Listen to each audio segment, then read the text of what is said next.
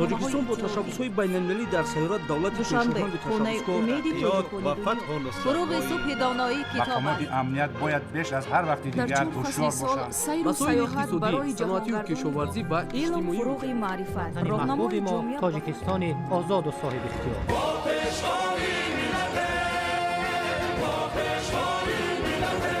дӯст бошед, иттифоқ бошед, шукронаи ҳамин давлат кунед, шукронаи ҳамин сарзамин кунед, шукрона кунед ки чунин ватани азизу маҳбуб доред.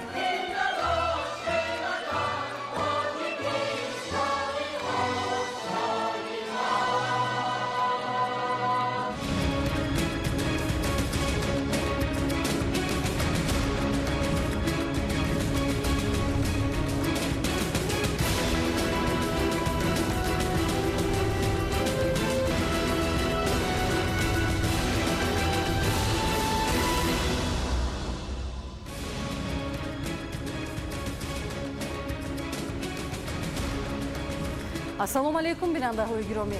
нашри муфассали барномаи иттилоотии ахборро аз телевизиони тоҷикистон мустақиман манзуратон мегардонем. дар оғоз таваҷҷӯҳ намоед ба сархати хабарҳо.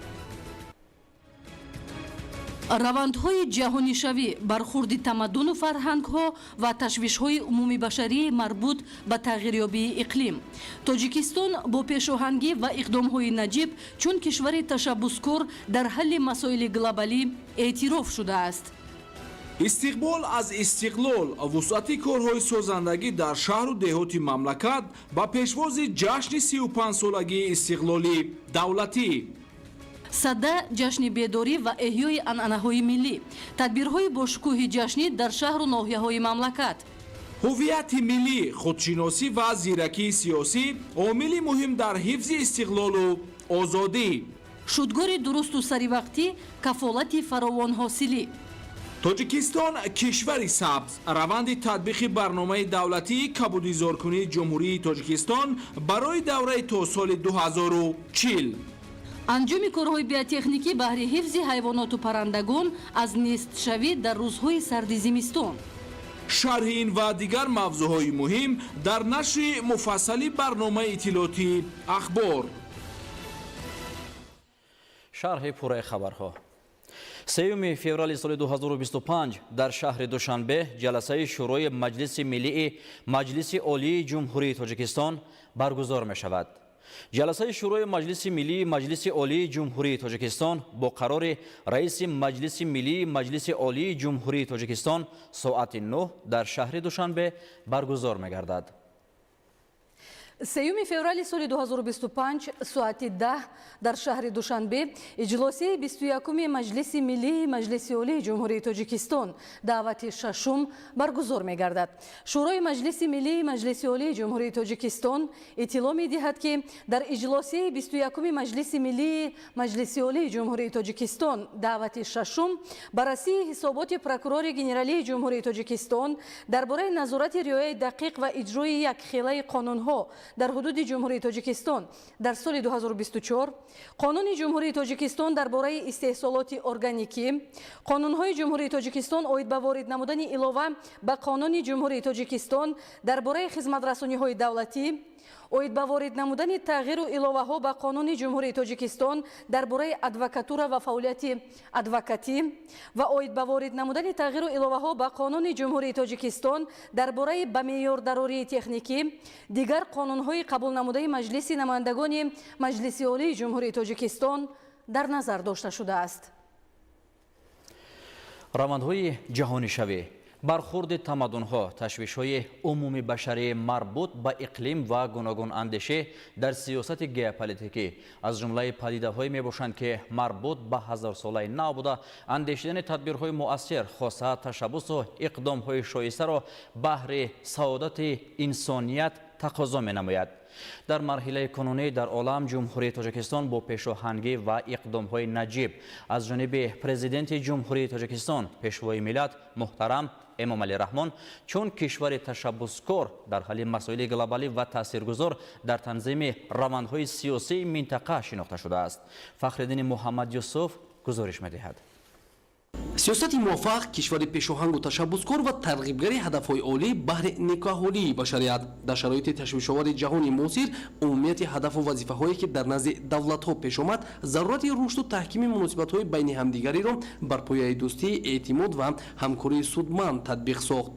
равандҳои ҷаҳонӣ собит намуд ки ҷомеаи башарӣ таваҷҷӯҳи худро ба мушкилоти вобаста ба тағйирёбии иқлим ва пешгирии таъсиррасонӣ ба муҳити зист равона намуда ҷанбаҳои гуногуни ҳалли масъалаҳои марбутро ба рӯзномаи ҳадафҳои рушди устувор шомил гардонанд. имрӯз дар раванди ҷаҳонишавӣ ва омезиши тамаддунҳо ки бо падидаҳои мухталиф хуsusan сиёсиву иқтисодӣ табиӣ ва фарҳангӣ ҷараён дорад мавқеи устувори ҷумҳурии тоҷикистон дар ҳалли мушкилоти умумибашарӣ бо ташаббусҳои созанда ва пешоҳангиҳо эътимод ва майли ҷаҳониёнро ба тоҷикистон бештар мегардонад. ҷумҳурии тоҷикистон бо шарофати сиёсати хориҷии худ ки дар заминаи низоми дарҳои кушода татбиқ мешавад тавонист на танҳо равобити судмандро бо давлатҳои хориҷ нигоҳ дорад балки бо пайдо намудани равиши хоси дипломатияи худ ки бар ҳифзи манфиатҳои миллӣ ва эҳтироми арзишҳои умумибашарӣ асос ёфтааст ҳамчун як кишвари фаъол ва таъсиргузор дар ҳалли масоили глобалӣ шинохта шавад. дар ин раванд ҷумҳурии тоҷикистон дар заминаи узвият дар созмону ташкилотҳои бонуфузи минтақавию байналмилалӣ фаъолнокии худро дар ҳалли ин ё он масоил нишон медиҳад. зиёдгардидани шумораи аҳолии ҷаҳон ва талаботи рӯзафзун ба истифодаи сарватҳои табиӣ имрӯзҳо масъалаҳои ҳалталаби экологиро ба миён овардааст ва дар ин раванд яъне дар раванди истифодаи захираҳои табиӣ зарурати танзими ин захираҳо бо мақсади ба наслҳои оянда боқӣ мондани онҳо ба миён меояд ва бо дарки ин масъалаҳо аз ҷониби созмонҳои байналмилалӣ аз ҷониби сарварҳои кишварҳои дунё дар самти ҳифзи муҳити зист як қатор тадбирҳои сиёсӣ андешида мешаванд. дар ин раванд аз ҷониби ҳукумати ҷумҳурии тоҷикистон таҳти роҳбарии асосгузори сулҳу ваҳдати миллӣ пешвои миллат муҳтарам эмомалӣ раҳмон дар иштирок дар сиёсати байналмилалӣ оид ба танзими масъалаҳои ҳифзи муҳити зист як қатор дастовардҳои муҳим дар таги 12 солаи охир ба даст оварда шуд. яъне шурӯъ аз соли 2000 аз ҷониби сарвари давлат ташаббусҳои пай дар пай дар масъалаҳои экологӣ аз ҷумла дар масъалаҳои марбут ба соҳаи об пешниҳод гардид ки ин ташаббусҳо ҷумҳурии тоҷикистонро ҳамчун давлати ҳамчун як кишвари пешоҳанг ба ташаббускор дар сатҳи байналмилалӣ муаррифӣ намуд. тоҷикистон инак дар радифи ташаббусу иқдомҳои шоиста баҳри саодати инсоният ки бо пешоҳангиҳо чун қадамҳои наҷибу созанда пеш гирифта шуданд тасмимҳо пай дар пай амалӣ мегардад. ин аст ки чанде пеш чун тадбири навбатӣ фармони президенти ҷумҳурии тоҷикистон дар бораи ҳамроҳшавӣ ба иттиҳоди байналмилалии ҳифзи табиат ва захираҳои табиӣ низ ба тасвиб расид.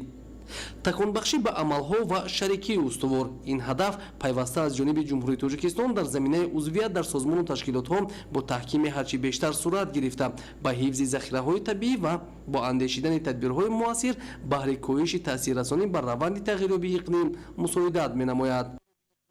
боиси ифтихори ҳар як шаҳрванди ҷумҳурии тоҷикистон аст ки имрӯз бо ташаббуси сарвари давлат ҳукумати ҷумҳурии тоҷикистон дар тамоми дунё ҳалли масъалаҳои экологие ки аз тарафи ҳукумати кишвар пешниҳод гардидааст мавриди таваҷҷӯҳи созмонҳои байналмилалӣ гардидааст. соли 2022 қатномаи навбатӣ зери унвони соли 2025 соли байналмилалии ҳифзи пиряхҳо ёдовар мешавем ки моҳи марти соли 2021 зимни нахустин ҷаласаи пешвоёни эътилофи обу иқлим президенти ҷумҳурии тоҷикистон пешвои миллат муҳтарам эмомалӣ раҳмон иброз доштанд ки обшавӣ бо сурати пиряхҳо дар баробари зиёдшавии истеъмоли об ки аз афзоиши аҳолӣ ва рушди иқтисодӣ вобастагӣ дорад метавонад ба оқибатҳои манфӣ оварда расонад. бо такя ба ин гуна пешниҳод ки бо дурандешӣ сурат гирифта буд 14 декабри соли 2022 маҷмӯаи умумии созмони милали муттаҳид зимни иҷлосияи 77 қатномаи соли 2025 соли байналмилалии ҳифзи пиряхҳоро ки аз ҷониби ҷумҳурии тоҷикистон пешбарӣ шуда буд бо иттифоқи оро қабул кард.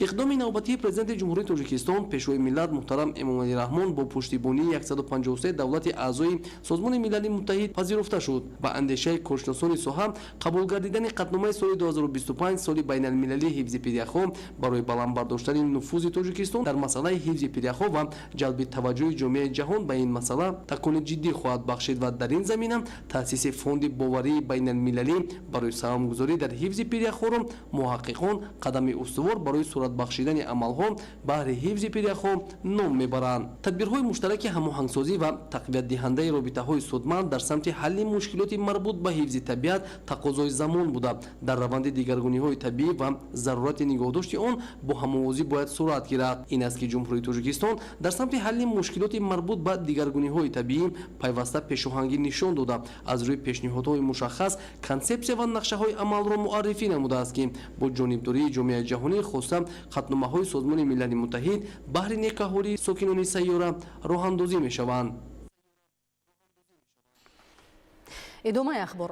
Сада дар замони соҳибистиқлолии Тоҷикистон аз ҷашнҳои бузурге мебошад ки имконияти бартарӣ доштани некӣ ба бадӣ ва рӯшноӣ бар торикиро талқин намуда баракати нави зиндагиро эҳё менамояд. Дар шаҳри Бохтар бахшида ба ҷашни Сада чорабинии бошукӯҳ доир шуд ки дар он намоиши маҳсулоти кишоварзӣ, ҳунарҳои дастӣ ва барномаи фарҳангӣ пешниҳод гардид. идомаи мавзӯъ дар гузориши навбатӣ.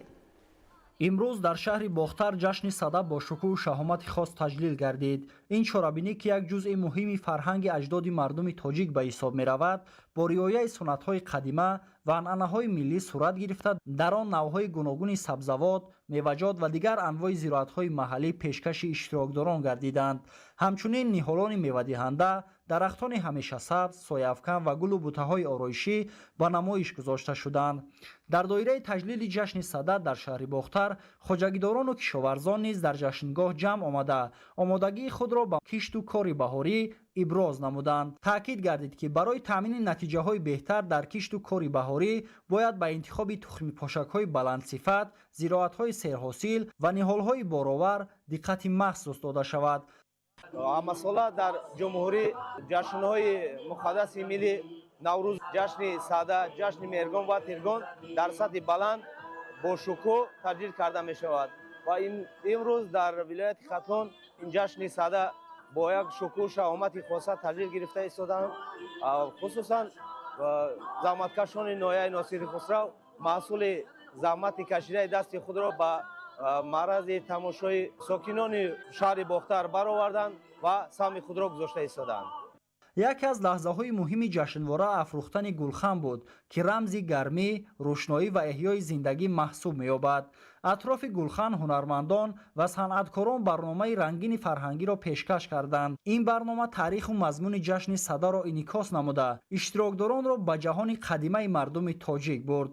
ҳунармандон, косибон ва дигар эҷодкорон бо маҳсулоти ҳунармандии худ аз ҷумла ашёҳои зебои дастӣ, офаридаҳои нафис аз чӯб, санг ва металл маҳсулоти санъати дастии худро ба намоиш гузоштанд. ин намоишгоҳ на танҳо фарҳангу ҳунарро муаррифӣ мекард, балки ба меҳмонон ва иштирокчиён имконият фароҳам овард ки бо арзишҳои миллии тоҷикон бори дигар аз наздик ошно шаванд. воқеан ҷашни Сада на танҳо як маросими миллӣ, балки як шеваи муаррифии фарҳанги бои тоҷикон ба ҷаҳониён аст. дар ин рӯз мардум на танҳо бо арҷгузорӣ ба табиат ва анъанаҳои аҷдодӣ рӯ меоранд, балки паёми дӯстӣ, ҳамдигарфаҳмӣ ва ҳамбастагӣ миёни миллатҳоро интиқол медиҳанд. Сада на танҳо ҷашни суннатӣ, балки мактаби маънавӣ ва фарҳангист ки инсонҳоро ба дӯстӣ, меҳрубонӣ ва эҳтиром ба табиат даъват мекунад.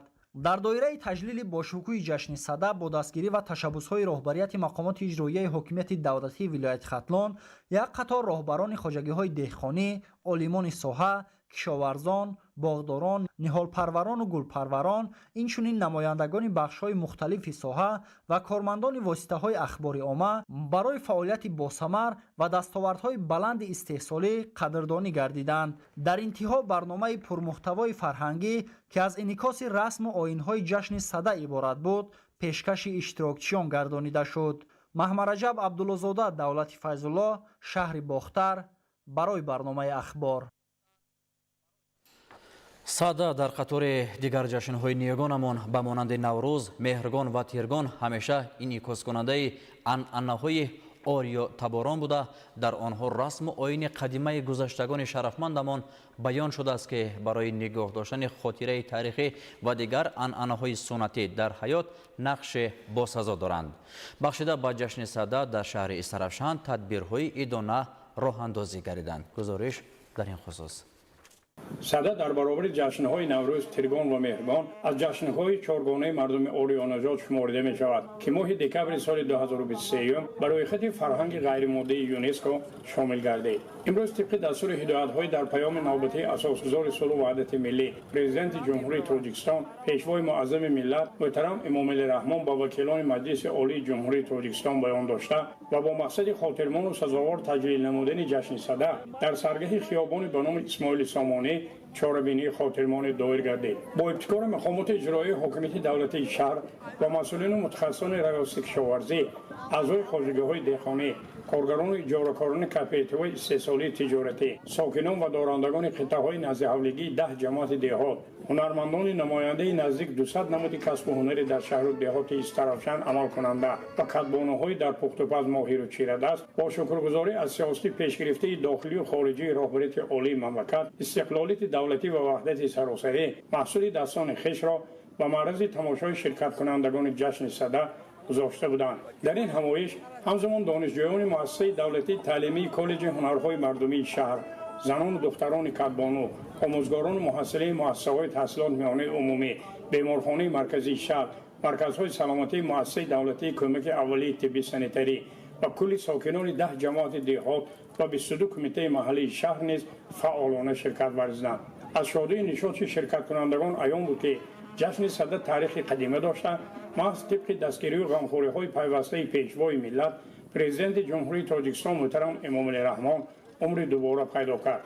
даҳҳо нафар сокинон дар майдони фарох гулханҳои калон афрӯхта дар гирдаш рақсу сурудҳо ташкил карданд, то пас аз 50 шабу 50 рӯзи дигар ба наврӯзи оламафрӯз бирасанд. ҳамзамон имрӯз кишоварзони ҳамаи шаклҳои хоҷагидорӣ бо мақсади бунёди боғи дарахтони мевадиҳанда ниҳолаҳои гуногуни мевадиҳандаи ороишӣ харидорӣ намуданд. имрӯз дар Истаравшани Бостон яке аз ҷашнҳои чоргонаи миллӣ сада дар фазои сулҳу субот бо як шукӯҳи хоса таҷлил карда шуда истодааст. дар ин ҷашн кулли деҳқонон, ниҳолпарварон, ҳунармандон ва механизаторон иштирок намуда маҳсулоти дасти худро баҳри ҳозирин пешниҳод намуданд, ки ба кулли ҷамъомадагон ва сокинон як рӯҳияи идона бахшидааст. ҷашни сада 50 шабу 50 рӯз пеш аз ҷашни наврӯз ворид шуда аз омодагӣ ба кишту кори баҳорӣ шабоҳат медиҳад.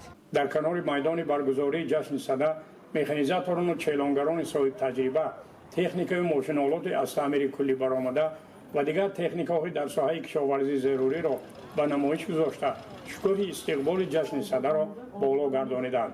дар идома аз рӯи номинатсияҳои беҳтарин корманди соҳаи кишоварзӣ, хоҷагии деҳқонии беҳтарин, картошкапарвар, пиёзпарвар, кишоварз, сабзавоткор, ангурпарвар, сабзикор, боғпарвар ва ҳунарманди беҳтарин пешсафон бо ифтихорномаҳо ва тӯҳфаҳои мақомоти иҷроии ҳокимияти давлатии шаҳри Истаравшан қадрдонӣ карда шуданд. базми ҷашни садаро суруду оҳангҳои санъаткорони бахши фарҳанги мақомоти иҷроии ҳокимияти давлатии шаҳр ҷаззобу хотирмон гардониданд. ҷашни умумимиллии сада дар дигар манотиқи шаҳри Истаравшан ҷамоати деҳоту кумитаи маҳаллаҳо бо шукргузорӣ аз истиқлолияти давлатӣ ва сулҳу суботи комил то дергоҳ идома ёфт.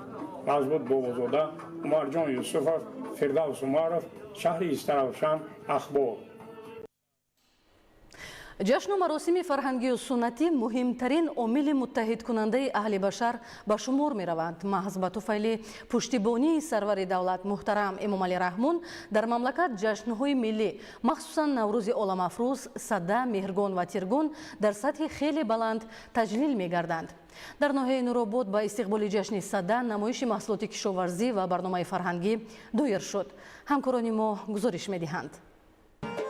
ҷашни сада аслан ҷашни деҳқонону кишоварзон ба шумор рафта дар байни тоҷикон бо хусусиятҳои мардумиаш маҳбубияти хоса касб намудааст. محض در همین ایام مرد دهقان آمادگی را به فصل بهار آغاز نموده از پی تعمیر تکنیک و تجهیزات کشاورزی می شوند.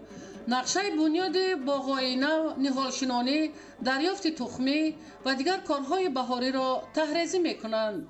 به خاطر جشن صده در مرکز شهرک دربند ناحیه نورآباد نمایش محصولات کشاورزی و دیگر دستاوردهای جماعت‌های شهرک و دهات برگزار گردید که همه آن از رشد ساحه، افزایش محصولات و مهنت دهقانان شهادت می‌داد.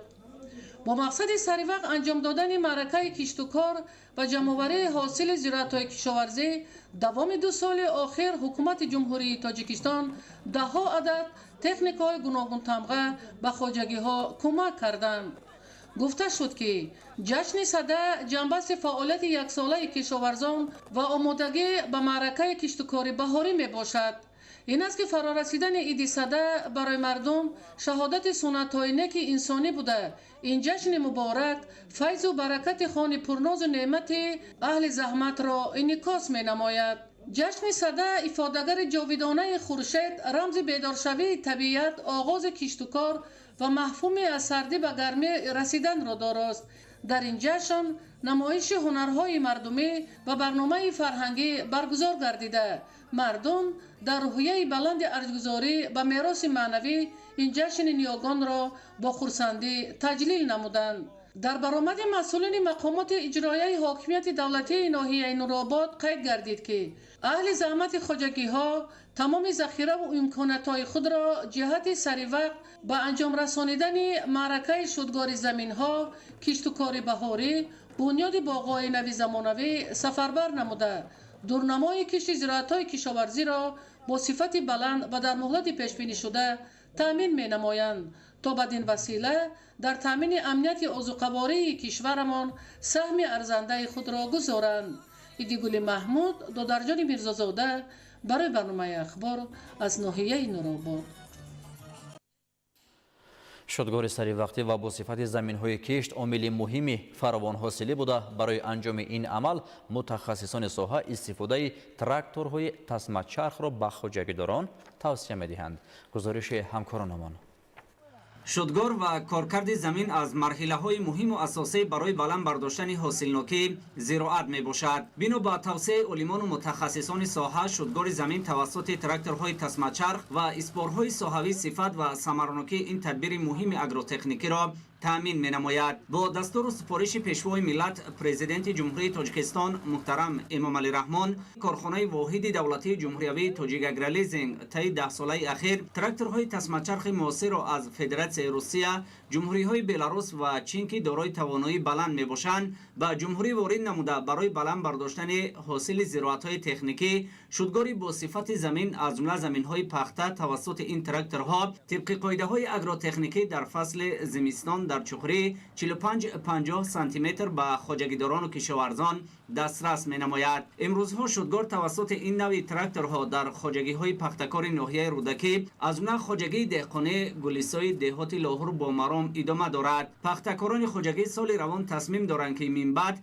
تمام زمین‌های در اختیار داشته را توسط تراکتورهای تسمه چرخ جفت نموده برای به دست آوردن حاصل بلند زمینه استوار گذارند. خواجگی‌های پختکار ناحیه رودکی در شدگار تیرماهی و زمستانی از این تکنیک‌ها ثمراناک استفاده برده توسط تراکتورهای تسمه چرخ که دارای ظرفیت 130-190 قوه اسب میباشند زمین‌ها را طبق قاعده‌های اگروتکنیکی شدگار و برای پرورش و نشأ‌ونمای دلخواه زراعت زمینه خوب فراهم می‌سازند. طور متخصصان ابراز می‌دارند بیش از 2 ساله زمین‌ها توسط تراکتورهای کم ظرفیت در چخوری از 15 تا 20 سانتی متر شدگار کرده شده. قسمت پایانی زمین با مرور زمان سخت گردیده برای نشأونمای پخته و دیگر زراعت‌های تکنیکی نامساعد گردیده بودند. در همین حال تاکید می‌گردد که یکی از سبب‌های کم حاصله زراعت‌های تکنیکی از جمله پخته انجام ندادن شدگاری با صفت می باشد. پخته که از جمله زراعت تیرریشه محسوب می‌یابد باید در زمینی که نرمیش مطابق به طلبات پرورش آن است نشأونما یابد. متاسفانه حاصل کم به دست آوردن پختکاران محض انجام ندادن شدگاری با صفت می باشد که در نتیجه дар айёми гармиҳои тобистон айни нашъунама шонапартоии ниҳолҳои пахта ба вуҷуд меояд ки сабаби асосии он ба таври зарурӣ нагирифтани ғизо аз замин арзёбӣ мегардад. барои заминҳои пахта киш кардан ба хулоса омадем ки бо тракторҳои пуриқтидори тасмачарх ҳамин заминҳоро бояд шудгор кунем, чунки дар чуқурии накам 35-40 сантиметр бояд замин ҷуфт карда шавад. солҳои ахир аз сабаби кам будани тракторҳои тасмачарх мо бо тракторҳои колёсни замин ҷуфт мекардем ки он қадар моҳияти хуб надошт ва ҳосилнокӣ и паст шуда рафтан гирифт. акнун мо ин тракторҳоро бо он сабаб истифода мебарем ки ҳосилнокии пахта зиёд шавад. дар ноҳияҳо ва хоҷагиҳои деҳқонӣ зиёдтар ҳамин техникаи тасмачархро бояд мо истифода барем. корхонаи воҳиди давлатии ҷумҳуриявии тоҷикагрализинг бо истифода аз тамоми имкониятҳо талош дорад ки тракторҳои тасмачархро бештар ба ҷумҳурӣ ворид ва дар шудгори босифати заминҳои пахта ба хоҷагиҳои деҳқонӣ дасти мадад дароз намояд ва ҳосилнокии ин навъи зироат ва дигар зироатҳоро чун солҳои қаблӣ баланд бардорад. корхона ҳамзамон омода аст ки ба хоҷагиҳои пахтакор тухмипошакҳои зери пилёнкагӣ ва тракторҳои тасмачархро тавассути иҷораи молиявӣ ба тариқи имтиёзнок пешниҳод намояд.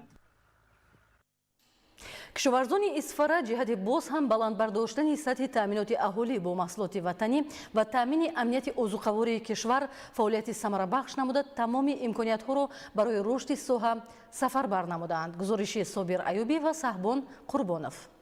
зимни пешниҳоди паёми президенти ҷумҳурии тоҷикистон пешвои миллат муҳтарам Эмомалӣ Раҳмон ба Маҷлиси олии ҷумҳурии тоҷикистон дар бораи самтҳои асосии сиёсати дохилӣ ва хориҷии ҷумҳурӣ таъкид гардид ки ҳаҷми истеҳсоли маҳсулоти кишоварзӣ дар 5 соли охир 1,9 баробар афзуда тадбирҳои амалӣ намудаи ҳукумати мамлакат ба мунтазам афзоиш ёфтани истеҳсоли маҳсулот дар соҳаи кишоварзӣ ва беҳтар таъмин гардидани талаботи истеъмоливу саноатии кишвар мусоидат карда истоданд. дар ин радиф дар соҳаи кишоварзии шаҳру деҳоти Исфара тавассути амалӣ намудани барномаҳои рушди соҳа самаранок истифода бурдани заминаҳо ва беҳтар гардонидани ҳолати мелиоративии онҳо, инчунин зиёд кардани майдони боғу токзор фаровонии маҳсулоти кишоварзӣ таъмин шуда истодааст. кишоварзон ҷиҳати боз ҳам баландбардоштани сатҳи таъминоти аҳолӣ бо маҳсулоти ватанӣ ва таъмини амнияти озуқавории кишвар самаранок фаъолият намуда тамоми имкониятҳоро барои рушди соҳаи кишоварзӣ сафарбар намуданд. бояд тазаккур дод ки боғпарварӣ яке аз самтҳои муҳими соҳаи кишоварзии шаҳр маҳсуб ёфта, хоса дар солҳои соҳибистиқлолии мамлакат парвариши боғоти зардолу рӯ ба рушду нумӯ ниҳода меваи хушку тари он ба хориҷи кишвар содирот мегардад. дар натиҷаи андешидани тадбирҳои судманд ва самаранок истифода бурдани ҳар як ваҷаб замин кишоварзон танҳо соли гузашта беш аз 51 000 тонна меваҷот аз ҷумла 43 000 тонна зардолу ҷамъоварӣ намуданд. имрӯзҳо бошад деҳқонон бо истифода аз фурсати муносиб барои гирифтани обҳои захиравӣ ва яхобмонӣ тадбирандешӣ намуда барои ҳосили фаровони маҳсулоти кишоварзӣ заминагузорӣ менамоянд. дар заминаи амалигардонии барномаи давлатии кабудизоркунии ҷумҳурии тоҷикистон барои давраи то соли 2040 дар шаҳру ноҳияҳои мамлакат иқдомҳои ниҳолшинонӣ бо маром идома доранд. кормандони касбу кори гуногун дар мавзеъҳои муайян ниҳолони ҳамешасабзу ороишу ва дарахтони мевадиҳанда мешинонанд. аз ҷараёни чунин корҳои кабудизоркунӣ ҳамкоронамон гузориш омода карданд. биёяд ҷавонон барои наслҳои оянда ниҳол шинонем. таҳти чунин унвон кормандони кумитаи кор бо ҷавонон ва варзиши назди ҳукумати ҷумҳурии тоҷикистон ва зеҳсохтори кумита ва омӯзгорону донишҷӯёни донишкадаи тарбияи ҷисмонии тоҷикистон ба номи Саидмумин Раҳимов дар талу теппаҳои мавзеи муассисаи давлатии боғи ғалаба ва нигоҳдории ҷангал маъракаи васеъи ниҳолшинониро дар доираи ҳаракати ҷумҳуриявии ниҳолшинонӣ ки аз моҳи январ то моҳи марти соли равон дар тоҷикистон идома меёбад доир намуданд. дар доираи доираи барномаи давлатии кабудизоркунии ҷумҳурии тоҷикистон барои давраи то соли 2040 ва мутобиқ манақшаи амалии он ки солҳои 2025-2027-ро дар бар мегирад, дар ҷумҳурӣ 10 миллиону 927 ҳазору 758 бех ниҳол шинонида мешавад. дар такя ба барномаи мазкур бо ташаббуси кумитаи кор бо ҷавонон ва варзиши назди ҳукумати ҷумҳурии тоҷикистон чанд маротиба маъракаи васеъи ниҳолшинонӣ роҳандозӣ гардид ки дар як марҳилаи кӯтоҳ дар ҳудуди муассисаи давлатии боғи ғалаба ва нигоҳдории ҷангал зиёда аз 5500 бех ниҳолҳои сояафкану ороишии санавбар, сарвиноз ва қарағоч шинонида шуда иқдоми мазкур имрӯз низ бо маром идома дорад. бо инобати амалишавии ин барнома ва бо мақсади таъмини беҳдошти муҳити зист, истифодаи оқилонаи захираҳои табиат ва дар ин замина коҳиш додани таъсири тағйирёбии иқлим ба манбеъ давоми солҳои 2025-2027 шинонидани 450 000 бех ниҳол ба нақша гирифта шудааст. бо ҳамин мақсад дар маъракаи ниҳолшинонии имрӯза масъулин ҳайати кормандони сохтор ва зерсохтори кумита ва донишҷӯёни сохторҳои варзишии кумита дар умум наздики 400 нафар фаъолона иштирок намуда зиёда аз 2500 бех ниҳоли сояафкан ва ороишӣ шинонида шуд. дар заминаи амалигардонии барномаи давлатии кабудизоркунии ҷумҳурии тоҷикистон барои давраи то соли 2040 ҳари кормандони вазорати рушди иқтисод ва савдо ва зерсохторҳои он маъракаи ниҳолшинониро дар боғи ғалаба ба роҳ монданд. дар пайи ин иқдоми наҷиб бо мақсади сарсабзу хӯрамгардонии кишвари азизамон бахусус пойтахти мамлакат шаҳри душанбе инчунин вусъати тадбирҳои ободониву сабзгардонии муҳити атроф дар майдони муайян гардидаи муассисаи давлатии боғи ғалаба ва нигоҳдории ҷангал дар майдони 1.2 гектар 1400 бех дарахти ҳамешасабз шинонида шуд. зимни баргузории ниҳолшинонӣ масъулин иброз намуданд ки президенти ҷумҳурии тоҷикистон пешвои миллат муҳтарам Эмомалӣ Раҳмон пайваста таъкид менамоянд ки шинонидани дарахтони ороишиву сояафкан бунёди боғу гулгашт ва сабзгардонӣ ба ҳолати экологӣ таъсири амиқ гузошта муҳити зистро бо ҳавои тоза ки асосии ҳастии ҳаёт ба он вобаста аст ғанӣ мегардонад. ҳамзамон таъкид гардид ки интихоби навъҳои дарахту буттаҳои ба иқлими пойтахт тобовар ва риояи қоидаҳои дурусти агротехникӣ инчунин истифодаи маслиҳати мутахассисони соҳа дар раванди ниҳолшинонӣ аз шартҳои асосӣ дар нашъунамои минбаъдаи дарахтон ба ҳисоб меравад. кормандони вазорати рушди иқтисод ва савдои ҷумҳурии тоҷикистон дар баробари дигар вазорату идораҳо тасмим гирифтанд ки дар доираи дастуру ҳидоятҳои пешвои миллат муҳтарам Эмомалӣ Раҳмон ҷиҳати татбиқи саривақтӣ ва сифатноки стратегияи рушди иқтисоди сабз барои солҳои 2023-2037 ва барномаи давлатӣ оид ба кабудизоркунии ҷумҳурии тоҷикистон барои давраи то соли 2040 саҳми арзандаи худро гузоранд. гуфта шуд ки мин баъд низ иқдоми сарсабзу хӯрамгардонии гӯшаву канори кишвари азизамонро идома дода дар роҳи таъмини муҳити тозаи экологӣ тавассути шинонидану парвариш кардани гулу дарахтони ҳамешасабзу ороишӣ саҳмгузор бошанд. дар заминаи татбиқи ҳадафу иқдомҳое ки аз паёми роҳнамои президенти мамлакат муҳтарам Эмомалӣ Раҳмон ба Маҷлиси олии мамлакат бармеояд ҷиҳати вусъат бахшидани корҳои ободонӣ, сарсабзу хӯрамгардонии муҳити зист, тозаву озода нигоҳ доштани табиати атроф дар шаҳри Бохтар бо ташаббуси ташкилоти ҷамъиятии ҷавонон созандагони ватани Кумитаи иҷроияи Ҳизби Халқии Демократии Тоҷикистон дар вилояти Хатлон дар доираи баргузории аксияи ҳизбӣ таҳти унвони сарсабзии ватан мароми мост маъракаи ниҳолшинонӣ ва кабудизоркунӣ ташкил ва гузаронида шуд.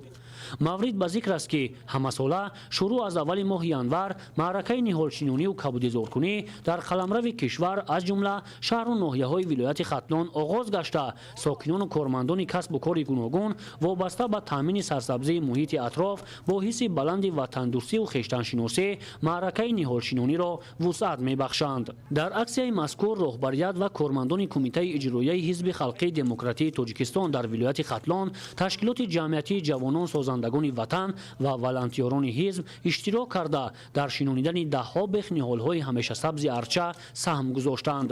ниҳолҳои шинонидашуда дар асоси тавсияи мутахассисон интихоб гардида дар саҳну атрофи муассисаҳои таълимии рақами 16 ва 12 шаҳри Бохтар шинонида шуданд. лозим ба зикр аст ки чунин аксия ва тадбирҳои экологӣ дар замири ҷавонон ҳисси ватандӯстиро боло бардошта ба тозаву озода нигоҳ доштани табиати атроф, таъмин намудани ҳолати сарсабзии муҳити زیست توجه بیشتر ظاهر می‌نمایند. کمیته اجرایی حزب خلقی دموکراتی تاجیکستان در ولایت ختلان در یکجایی با تشکیلات جمعیتی جوانان سازندگان وطن تصمیم گرفتند که چنین معرکه‌های سبز و خرمگردانی را تا آخر موسم نهالشینانی به راه مانده جهت سزاوار استقبال گرفتن جشن باشکوه ملی 35 سالگی استقلالیت دولتی سهم ارزنده گذارند. مسئولین مقامات اجرایی حاکمیت دولتی شهر لوکان جهت اجرای دستور و سفارش‌های حکومت جمهوری تاجیکستان در برابر تدبیرهای آبادانی، مسئولین در جماعت‌های شهرک و دهات اکسیای دسته‌جمعانه نهالشینانی برگزار کرده در آن کارمندان تشکیلات‌های شهری، ساکنان محلی شهر لوکان شرکت ورزیده با یک حس بلند وطندوستی سهم خویش را در کارهای سبزکاری و تازه آزاده نگاه داشتن محیط زیست می‌گذارند. این نوبت معرکه نهالشینانی از درآمدگاه جماعت گلستان آغاز گردیده در دو شفت راه ماشینگرد زیاده از 500 بیخ نهال درختان همیشه سبز و آرایشی شینانیدند. طبق اطلاع بخش حفظ محیط زیست همروزه با استفاده از باد و هوای مساعد شینانیدن درختان نادر سایه‌افکن و آرایشی و میوه‌دهنده در شفت راههای ماشینگذر، مکان و موضع‌های خشکزار و اطرافش خواجگی‌های دهقانی انجام داده می شود که این عامل پیش از همه بهر سرسبز و خرم گردانیدن شهر مساعدت نموده در تامین ساکنان با باد و هوای تازه اکولوژی سهم گذاری می نماید. گذراندن چنین حشرهای دسته‌جمعانه کبودیزارکنی در شهر ادامه داشته مسئولین تصمیم گرفتند که تا موسم معین گردیده نقشه شیناندن نهالان سایه‌افکن و آرایشی و میوه‌دهنده را بر زیاد تامین نمایند. جهت هرچه زودتر اجرا نمودن نقشه نهالشینانی و کبودیزارکنی در موسم جاری با تشبث بخش حفظ محیط زیست ناحیه یاوان تدبیرهای عمومی اکولوژی راهاندازی کرده شده. به این وسیله در موضعهای معین گردیده نهالان سایه‌افکن و همیشه سبز و گل و بوته‌های آرایشی طبق توصیه متخصصان ساحه شینانیده می شود. قابل ذکر است که حالا در مملکت ما با مقصد عملی نمودن چاره‌بینی‌ها در سمت شینانیدن درخت و بوته‌ها در شهر و ناحیه‌های جمهوری، کاهش دادن گازهای گلخانه‌ای، برقرارسازی حالت اکولوژی هوای اتمسفر، نگهداری استواری توازن طبیعی و مطابق شوی بر روندهای تغییریابی اقلیم در کشور، برنامه دولتی کبودیزارکنی جمهوری تاجیکستان برای دوره تا سال 2040 عملی می‌گردد که تشکیل چنین اقدام‌های دسته‌جمعانه نهالشینانی از زمره بندهای آن به حساب می‌رود. با مقصد تقویت و باز هم بلند برداشتن معرفت اکولوژی ساکنان در زمینه نشان دهنده های برنامه دولتی مجموعی رشد معرفت اکولوژی اهالی جمهوری تاجیکستان برای سالهای 2021-2025 در ناحیه یاوان با اشتراک وسیع ساکنان و کارمندان کسب و کار گوناگون پیوسته تدبیرهای لازمه انجام داده می شود. با گفته مسئولین ساحه گذرانیدن چنین اقدامهای عمومی اکولوژی به آن باعث گردیده ایستاده است که مناسبت و توجه ساکنان به حفظ محیط زیست بخصوص نهالشینانی و کبودیزارکنی، بهداشت محیط اطراف، تازه نگاه داشتن منبع‌های آبی، حفظ عالم نباتات و حیوانات و تربیت نسل نورست در همین روحیه خوبتر و بهتر گردد. مسئولین بخش حفظ محیط زیست ناحیه یاوان مقصد دارند که من بعد نیز با جلب وسیع ساکنان و کارمندان کسب و کار گوناگون چنین اقدام‌های مربوط به تازگی محیط اطراف را در دیگر جماعت‌های شهرک و دهات ناحیه انجام دهند، زیرا به اندیشه متخصصان عملی نمودن همین قبیل چاره‌بینی‌های عمومی امکان می‌دهد که طرز حیات سالم و معرفت اکولوژی میان ساکنان ترغیب کرده شده در این برابر محیط اطراف تازه و آزاده نگاه داشته شود. با فرا رسیدن موسم کبودیزارکنی و نهالشینانی در دایره نقشه چاره‌بینی‌ها بخشیده به جشن 35 سالگی استقلالیت دولتی جمهوری تاجیکستان در ناحیه ناصر خسرو کارهای آبادانی و سبزکاری وسعت تازه می‌گیرد. با مقصد به دیار همیشه سبز تبدیل دادن مملکت، حکومت جمهوری تاجیکستان برنامه و استراتژی‌های ضروری طراحی نموده در اساس آن در شهر و ناحیه‌ها کارهای آبادانی و کبودیزارکنی با مرام جریان دارد. در این زمینه با اقدام مقامات اجرایی حکومت دولتی ناحیه ناصر خسرو، کارمندان کسب و کار گوناگون و ساکنان در همبستگی به حشر آبادانی برآمده در انجام عملهای پاککاری و گل و نهالشینانی سهم گذاشتند. با مقصد بهسازی حالت اکولوژی منطقه و شفت راهها در تدبیر امروزه زیاده از 1000 بیخ نهالان توت و پاولونیا شینانیده شد. اینچنین برای باز هم زیبا و خرمگردانی حدود ناحیه توسط برگزاری اکسیه و چاره‌بینی‌های اکولوژی تا امروز کارمندان بخش حفظ محیط زیست 70% نقشه نهالشینانی و کبودیزارکنی را به انجام رسانیدند. در تدبیر امروزه شنانیدن نیهالان طبق توصیه متخصصان به راه مانده شد که بهر در آینده خوب نشونما گرفتن آن قاعده های ضروری نیهال شنانی رعایت گردید. متخصصان ابراز نمودند که هر نیهال درخت آرایشی و سایه افکن که در منطقه های گوناگون مملکت شنانیده می شود باید به شرایط طبیعی و اقلیم آن موضع مطابق باشند. شنانیدن نیهال پاولونیا در ناحیه ناصر خسرو نیز در اساس تجربه متخصصان بخش حفظ محیط زیست صورت گرفته برای در آینده زیاد نمودن این گونه درختان تدبیرهای مهم اندیشیده می شود. مورد ذکر است که در ناحیه برابر شنانیدن نیهال به سبزش و نشو و نمای پره آن توجه خاصه ظاهر می گردد. در نتیجه نظارت جدی کارمندان ساحه نیهالان قبلا شنانیده شده قریب 80% نشو و نما یافته در تامین زیبایی اطراف مساعدت کرده ایستاده است. ساکنان ناحیه جلالالدین بلخی نیز با درک مسئولیت بلند شهروندی در چنین تدبیرهای عمومی اکولوژی فعالانه شرکت کرده توسط کبودیزارکنی و تازه و آزاده نمودن اطراف منزل زیست، کوچه و راهروها نزد تشکیلات و مؤسسه ها و دیگر مکانهای جمعیتی در بهداشت حفظ محیط زیست حصه مناسب خود را گذاشتند. اشتراکچیان اقدام کبودیزارکنی با توصیه متخصصان ساحه اساساً نهال درختان سایه افکن و همیشه سبز را در شفت راهها، گلگشت و خیابان نزد تشکیلات و مؤسسه ها و دیگر مکانهای پیش بینی گردیده شنانیدند. طبق اطلاع مسئولین بخش حفظ محیط زیست این موسم در جماعت شهرک و دهات ناحیه جلالالدین بلخی شنانیدن زیاده از 28,000 بیخ نهال سایه افکن و همیشه سبز و بیش از 345,000 بیخ گل و بوته های آرایشی شنانیده می شود که بهر اجرای آن پیوسته چنین حشرهای عمومی نهال شنانی تشکیل کرده می شود. ساکنان ناحیه جلالالدین بلخی با جانبداری از سیاست آبادکارانه حکومت مملکت عزم دارند که توسط راه اندازی نمودن چنین اقدام‌های سازندگی در سرسبز و خرمگردانی شهرک و دهات، محله، کوچه و حولی و در مجموع در حفظ محیط زیست سهم مناسب خود را گذارند. طور مسئولین بخش حفظ محیط زیست ابراز داشتند بهر سری وقت و با صفت انجام دادن نقشه نهال شنانی و کبودیزارکنی در ناحیه شرایط مساعد فراهم می باشد. در این برابر هر هفته روزهای استراحتی ساکنان و کارمندان کسب و کار گوناگون در حشرهای عمومی فعالانه شرکت نموده توسط شنانیدن نهالان سایه افکن و همیشه سبز و گل و بوته های آرایشی در بهداشت محیط زیست سهم ارزنده خود را می گذارند. با استفاده از موسم مساعد در ناحیه دوستی پیوسته اقدام‌های عمومی نهالشنانی راه اندازی کرده شده موافق توصیه متخصصان بخش حفظ محیط زیست در شفت راهها نزد تشکیلات و مؤسسه‌ها و دیگر مکان‌های فرهنگی فراغتی نهالان سایه افکن و همیشه سبز و آرایشی شنانیده می شود. این نوبت اقدام دست جمعانه نهالشنانی در جماعت شهرک خرمدیار ناحیه برگزار کرده شد که در آن ساکنان با ذوق بلند طبیعت دوستی شرکت نمودند.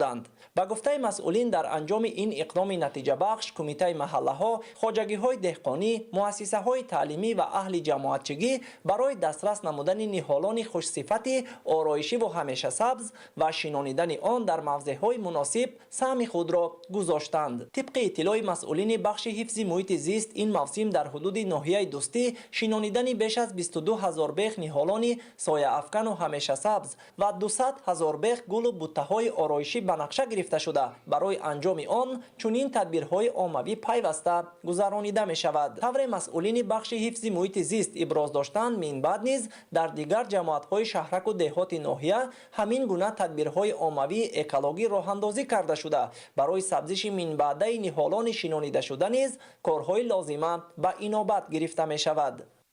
در زمینه تقویت بخشیدن آبادانی و بنیادکاری ها به مناسبت استقبال سزاوار از جشن 35 سالگی استقلالیت دولتی در ناحیه مومن آباد با تشبث مقامات اجرایی حاکمیت دولتی در اساس نقشه چاره‌بینی های تهیه گردیده تدبیرهای سبز و خرمگردانی منتظم عملی کرده می شود.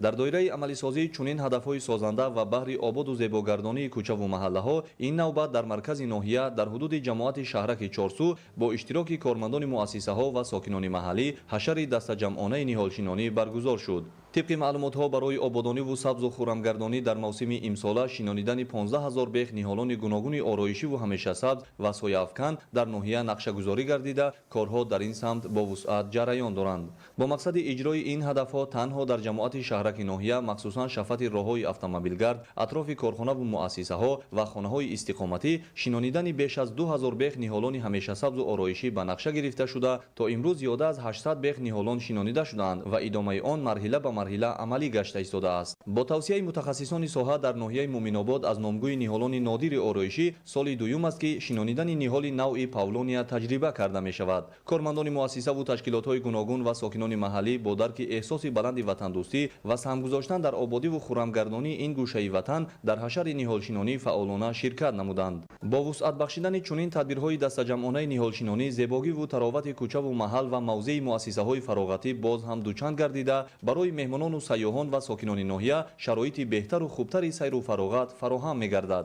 барои кафолати таъмини сабзишу нашъунамои ниҳолон бо тавсияи мутахассисон қоидаҳои агротехникаи шинонидан риоя карда шуд. бо мақсади саҳмгузорӣ дар ободониву сабзу хӯрамгардонӣ чунин иқдомҳои ниҳолшинонӣ дар дигар мавзеъҳои марказ ва ҷамоатҳои деҳоти дурдасти ноҳия низ идома доранд.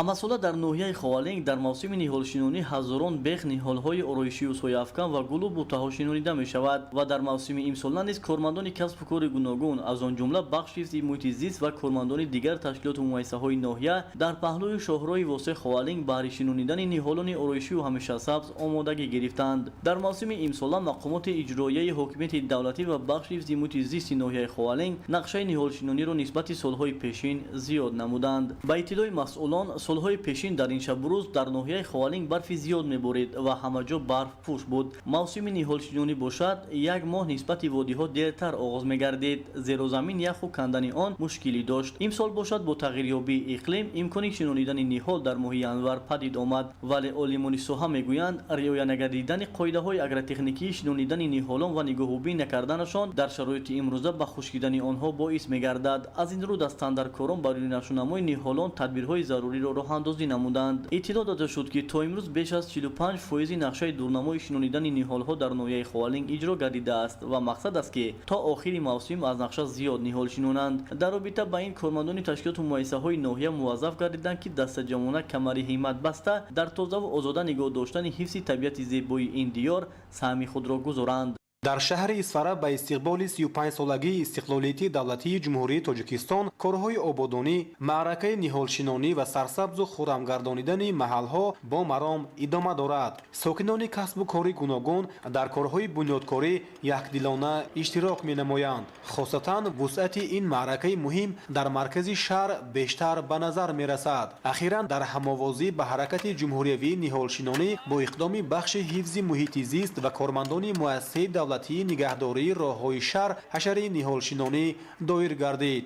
дар шоҳроҳи кӯчка гулистон беш аз 200 бех ниҳолҳои ороишӣ шинонида шуданд ки ба шукӯҳи шаҳр шаҳомати тоза зам хоҳад кард. ҳашари ниҳолшинонӣ тибқи нақшаи асосии ободонию бунёдкорӣ дар кӯчаву хиёбонҳо сурат гирифта ба хотири зебою озода кардани хиёбонҳои шаҳр дарахтони зиёди ороишию ҳамешасабз ки ҳамзамон ба саломатии инсон фоида дошта боиси болидахотирию рӯҳбаландии сокинону меҳмонон мегардад шинонида шуд. ин иқдом дар доираи ташаббусҳои созандаи президенти ҷумҳурии тоҷикистон муҳтарам эмомалӣ раҳмон оид ба сарсабзу хӯрамгардонии ҳар гӯшаи тоҷикистон амалӣ карда мешавад. бояд таъкид намуд ки дар доираи барномаи миллии ҷумҳурии тоҷикистон мамлакати сабз барои солҳои 2023-2027 то соли 2026 дар исфара беш аз 8000 бех ниҳолҳои дарахтону бутаҳо аз ҷумла дарахтони мевадиҳанда ва сояафкан шинонида мешаванд. дар ин замина таваҷҷӯҳи махсус ба интихоби навъҳои дарахту бутаҳо бо назардошти хусусиятҳои зебоибахшиашон ба шаҳру деҳоти исфара ва албатта риояи қоидаҳои дурусти агротехникӣ дар раванди ниҳолшинонӣ равона мегардад. зеро риояи ин қоидаҳо асоси нашъунамои хуби минбаъдаи дарахтон мебошад. шинонидани дарахт ва бунёди боғу гулгаштҳо ба авзои экологӣ таъсири амиқи تاریخ خود را گذاشته. محیط زیست را با هوای تازه که اساسی هستی حیات به آن وابسته است غنی می‌گرداند. با در عمل تطبیق نمودن اقدام بابت شنانیدن و پرورش هرچی بیشتری درخت و بوته‌های آرایشی که منطقاً ادامه سیاست سازنده پیشوای معظم ملت در راه حل مشکلات اکولوژی و بهداشت محیط زیست ارزیابی می‌شود.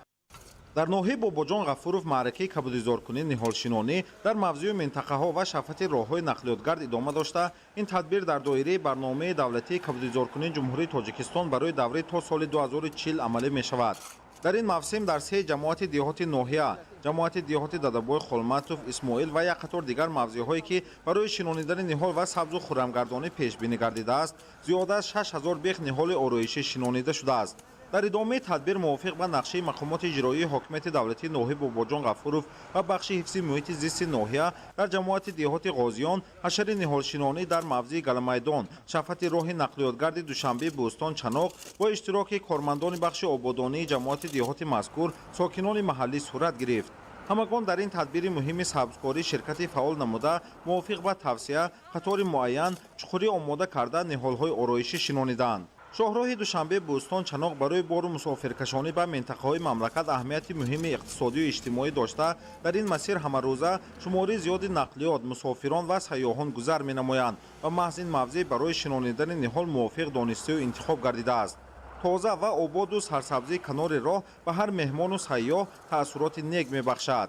дар ин рӯза ҳашари ниҳолшинонӣ мувофиқ ба қоидаҳои кор ниҳолшинонӣ бо овардани хок аз дигар мавзеъ ва ҳаҷми муайяни истифодаи омехтаи поруи маҳаллӣ, рехтани об дар асоси тавсияи мутахассисон сурат гирифт. таври таъкид гардид, баҳри таъмин бо оби полизӣ дар назар дошта шудааст ки ба ин мавзеъ хати об кашида, сарсабзӣ, нашунамои ниҳолҳо таъмин карда шавад.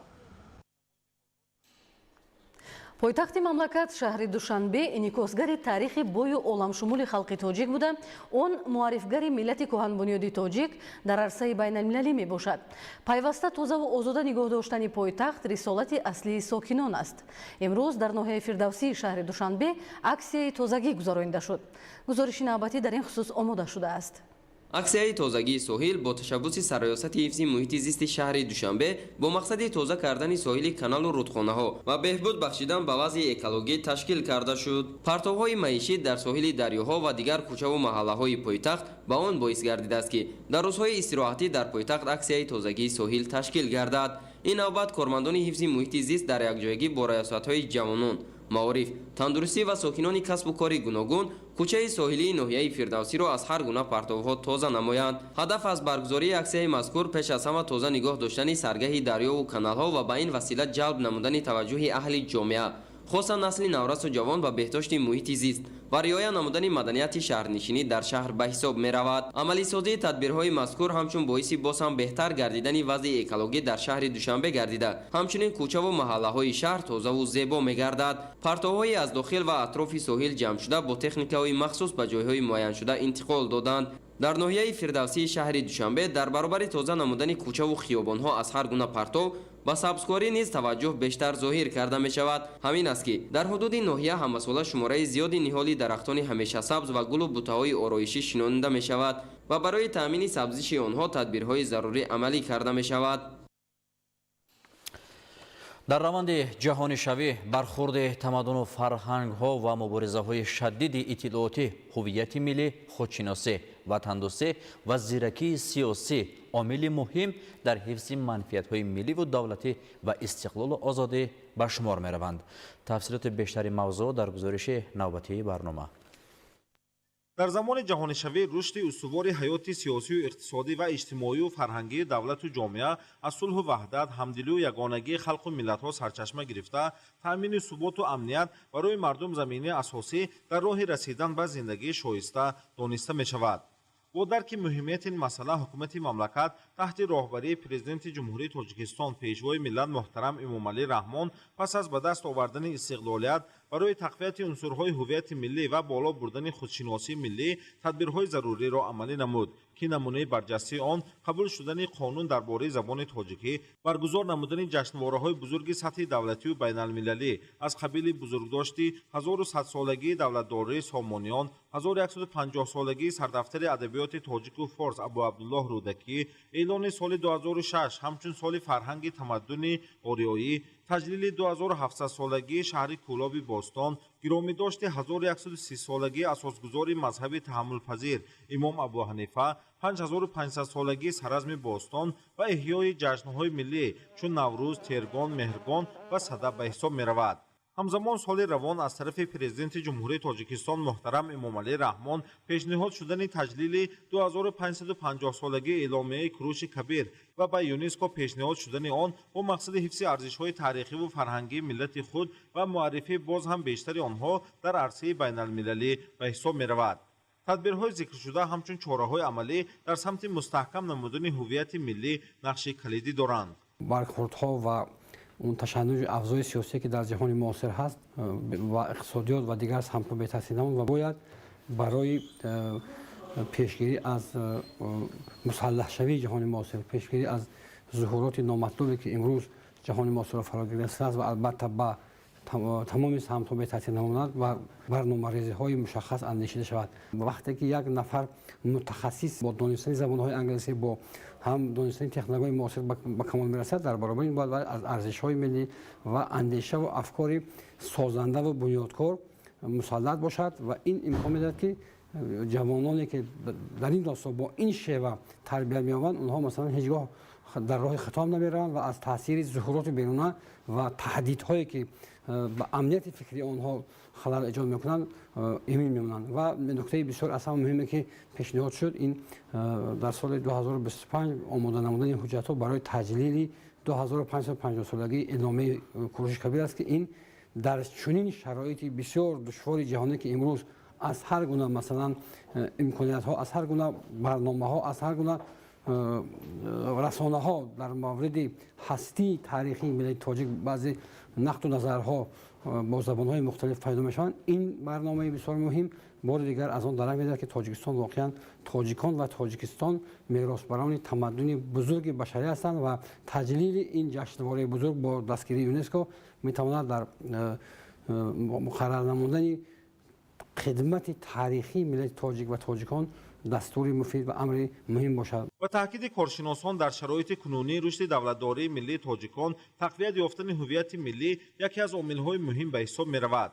تقویت دولتداری ملی را در شرایط امروزی جهانی شوی به مستحکم نمودن هویت ملی تصور نمودن غیر امکان است. در برابر این رشد هویت ملی میتواند عامل نجات بخش کشور و دولتداری ملی از هر گونه خطرهای معاصر از قبیل افراطگرایی و تروریسم، ماجراهای قومی و مذهبی و دیگر معماهای ظهور نموده در شرایط امروزه گردد. این چنین تشکل هویت ملی و خودشناسی ملی عامل اساسی استواری و تحکیم پایه‌های دولتداری است. پیشوای معظم ملت باری دیگر جوانان را همچون قشر فعال جامعه عنوان نموده از جوانان همچون نیروی آینده ساز و اقتدار واقعی پیشرفت جامعه و دولت نام گرفتند. در برابر این در مورد تربیت کادرهای علمی از حساب جوانان توجه خاص ظاهر گردید.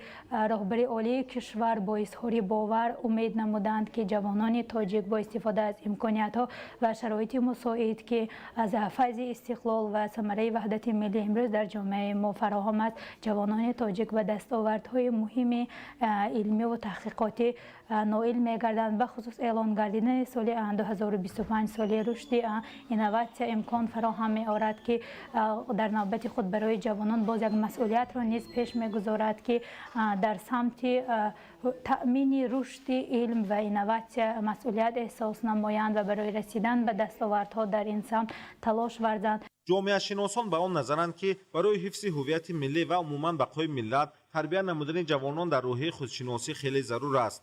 در این حال میتوان با اندیشه ملی سالم و سازنده و مفکوره قوی ملت و دولت و مقدسات آن را از همه گونه ظهورات نامطلوب و روندهای جهانی شوی ایمن نگاه داشت و همچون سپری با اعتماد در مقابل گروش‌های افراطی ایستادگی نمود. با استقبال جشن 35 سالگی استقلال دولتی جمهوری تاجیکستان در ناحیه شغنان، بنیاد و از نوسازی انشاءات تعییناتی گوناگون با مقصد فراهم آوردن شرایط معاصر و ضروری برای پیشبرد فعالیت و زندگی ساکنان طبق نقشه ادامه دارد. گزارش در این خصوص. ноҳияи шуғнони вилояти мухтори кӯҳистони бадахшон ки яке аз калонтарин ноҳияҳои вилоят ба ҳисоб меравад дар даврони соҳибистиқлолии ҷумҳурии тоҷикистон аз лиҳози иқтисодиву иҷтимоӣ ба як минтақаи ободу зебо мубаддал гардидааст. бунёд гардидани шаҳраки ваҳдат ҳамчун маркази ноҳия ки имрӯзҳо макони ҷойҳои кории садҳо нафар сокинони сарбаланди ноҳия гардидааст гувоҳи гуфтаҳои болост. бояд зикри дошт ки дар асоси нуқтаҳои ироа гардида дар паёми солонаи президенти ҷумҳурии тоҷикистон муҳтарам эмомалӣ раҳмон ба маҷлиси олии кишвар бобати иҷрои нақшаҳои корӣ, ободониву бунёдкорӣ дар қаламрави ноҳияи шуғнон, бунёди кӯдакистон ва беморхонаи минтақавӣ бо маром ҷараён доранд. дар нақша аст ки таъмиру азнавсозии муассисаҳои таҳсилоти миёнаи умумии қаламрави ноҳия бароҳ монда шавад. ноҳияи шуғнон яке аз ноҳияҳои калонтарини вилояти мухтори кӯҳистони бадахшон аст ва дорои 7 ҷамоат дорад ва маз ин самти иҷтимоӣ имрӯз дар назар дорем ки бо дастури пешвои муаззами миллат азнавсозии бунгоҳои тиббӣ дар ноҳияи шуғнон ки ташрифи таърихии пешвои муаззами миллат ба шаҳру ноҳияо ҳангоми сафари пешвои муаззами миллат ба вилояти мухтори кӯҳистони бадахшон дар ноҳияи шуғнон до бунгоҳи тиббӣ ба истифода дода шуданд бо тамоми шароитҳои ҳозирзамон. албатта дар ин ду бунгоҳ яъне дар ҷамоатҳои дурдасти ноҳияи шуғнон ҷамоати вер ва ҷамоати ванқала ҳастанд бо тамоми шароитҳои ҳозирзамон ҷавозида гардиданд.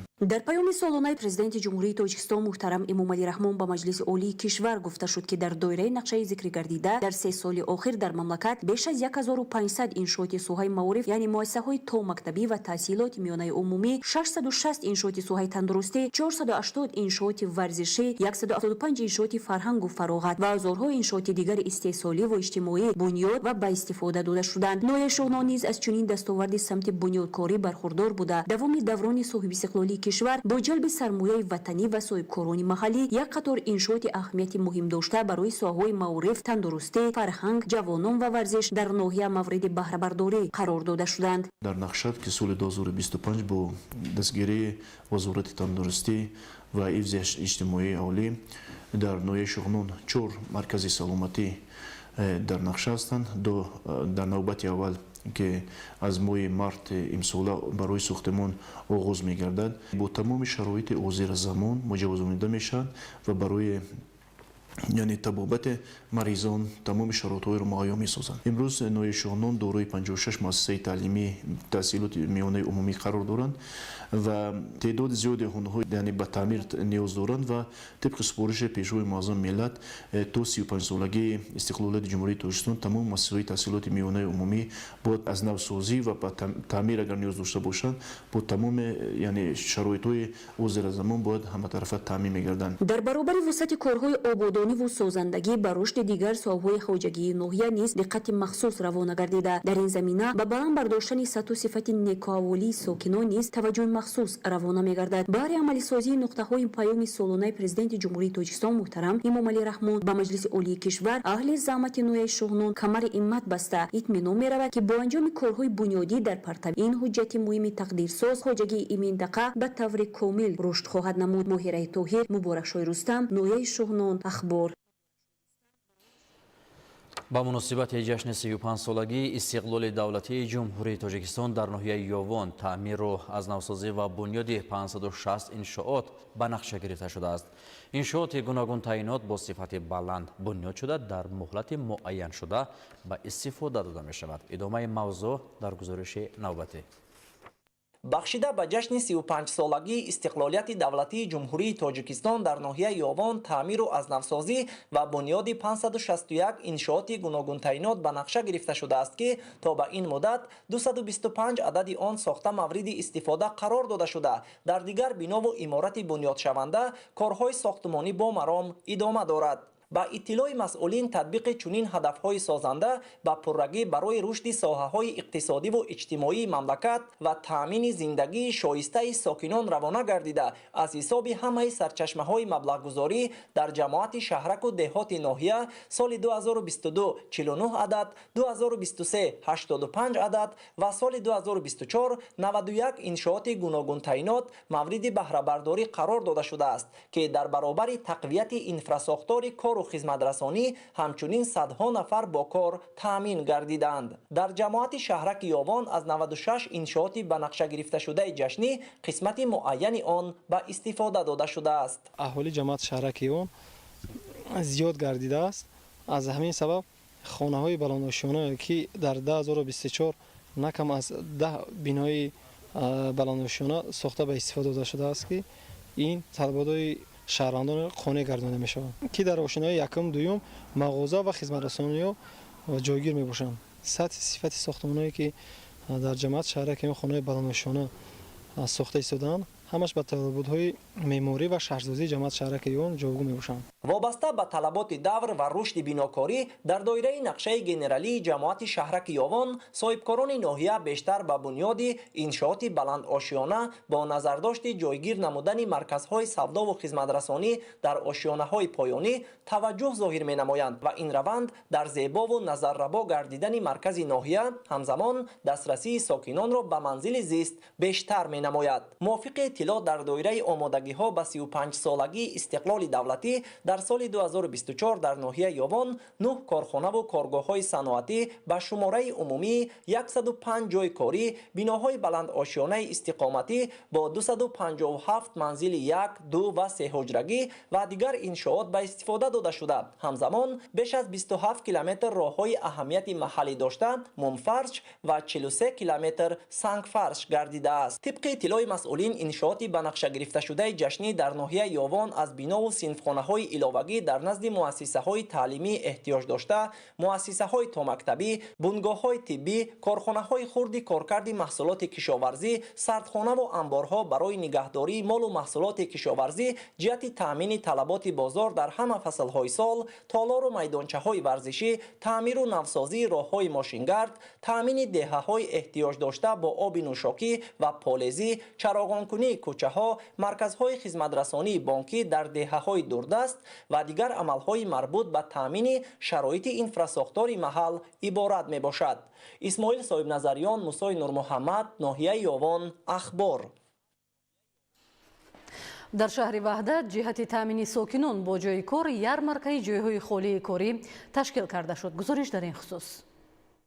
برگزاری اولین یارمارکای جایهای نو کاری در سال 2025 با مقصد فراگیری ساکنان با کار دائمی با ابتکار مقامات اجرایی حکومت دولتی شهر وحدت در همدستی با ریاست اگنتی مهنت و شغل اهالی در شهر وحدت از جانب اهل جامعه شهر سودمند ارزیابی می‌گردد. در تدبیر نوبتی با کار تامین کنی راه اندازی گردیده کارمندان و متخصصان شعبه کادری تشکیلات و کارخانه و مؤسسه‌های ساحه معارف، تندرستی و ساحه فرهنگ شهر نامگوی زیاد جایهای کاری را به کارجویان پیشنهاد نمودند.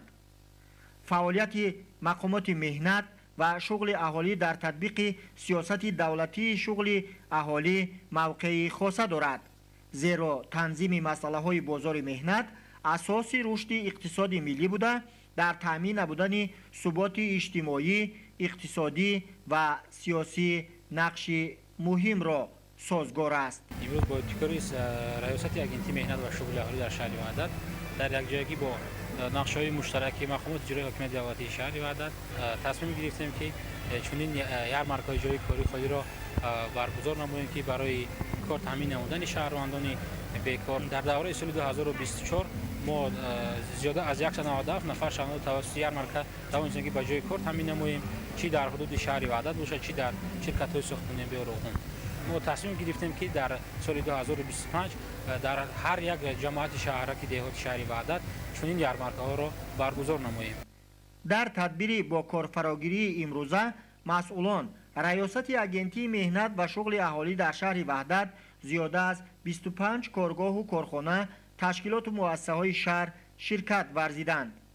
در این روز بیشتر مراجعت کنندگان ساکنان شهر از روی کسب و اختصاصهای ضروری برای خود جایهای کاری موافق پیدا نمودند. تصمیم مسئولان چاره‌بینی آینده تشکیل و راه اندازی چنین یارمارکه‌های جایهای نو کاری را در محل و مرکزهای اهالی‌نشین برگزار نمودن می باشد. هدف از راه اندازی چنین تدبیر فراگیری ساکنان با شغل دائمی بازآموزی نفران بیشغل به کسب و اختصاصهای به بازار امروزه مهنت جوابگو و با این وسیله بلند برداشتن سطح روزگاری ساکنان می باشد. محمد علی عبدالکریم، ایوب محموراد، وحدت اخبار. پیام پرزیدنت جمهوری تاجیکستان پیشوای ملت محترم امامعلی رحمان به مجلس عالی جمهوری تاجیکستان درباره سمت‌های اساسی سیاست داخلی و خارجی جمهوری حجت مهم و راهنمایی است که بر رشد منبعی همه سمت و ساحه مساعدت می‌نماید. дар институти технологияҳои рақамӣ ва зеҳни сунъӣ донишгоҳи байналмилалии сайёҳӣ ва соҳибкории тоҷикистон ҷиҳати омӯзишу татбиқи нишондодҳои паёми президенти ҷумҳурии тоҷикистон пешвои миллат муҳтарам эмомалӣ раҳмон дар бораи самтҳои асосии сиёсати дохилӣ ва хориҷии ҷумҳурӣ ба маҷлиси олии ҷумҳурии тоҷикистон семинари илмию назариявии ҷумҳуриявӣ таҳти унвони солҳои 2025-2030 инноватсия ва технологияҳои рақамӣ чун калиди рушди устувор баргузор гардид. ҳадафи асосии ҳамоиш таҳкими ҳамкорӣ байни ниҳодҳои илмӣ, давлатӣ ва бахши хусусӣ барои татбиқи самараноки стратегияи миллии рушди устувор тавассути истифодаи технологияҳои рақамӣ ва инноватсионӣ арзёбӣ гардид. таъкид шуд ки ташаббусҳои президенти ҷумҳурии тоҷикистон муҳтарам эмомалӣ раҳмон ки дар паём ба маҷлиси олии ҷумҳурии тоҷикистон ироа гардиданд имкониятҳои васеи инноватсияро барои рушди ояндаи иқтисод ва ҷомеа тавассути истифодаи технологияҳои муосиру зеҳни сунъӣ муҳайё месозанд. дар замони муосир татбиқи технологияи рақамӣ ва инноватсия чун унсурҳои муҳим ба рушди иқтисодӣ ва иҷтимоии мамлакат мусоидат менамояд. нақши инноватсияҳо дар таҳияву татбиқи стратегияҳои рушди устувор ва тақвияти ҳамкориҳои байналмилалӣ дар соҳаи илм ва технологияи муосир хеле муҳим маънӣ дод мегардад. таъкид шуд ки паёми президенти ҷумҳурии тоҷикистон пешвои миллат муҳтарам эмомалӣ раҳмон ба маҷлиси олии ҷумҳурии тоҷикистон чун ҳуҷҷати стратегӣ ҳадафҳои асосии сиёсати дохилӣ ва хориҷии ҷумҳуриро барои марҳилаҳои минбаъда муайян намуда дар он ба рушди иқтисоди рақамӣ ва инноватсия таваҷҷӯҳи хос равона шудааст. татбиқи ин ҳадафҳо аз масъулони муассисаҳои таҳсилоти олии мамлакат масъулияти баланд талаб менамояд.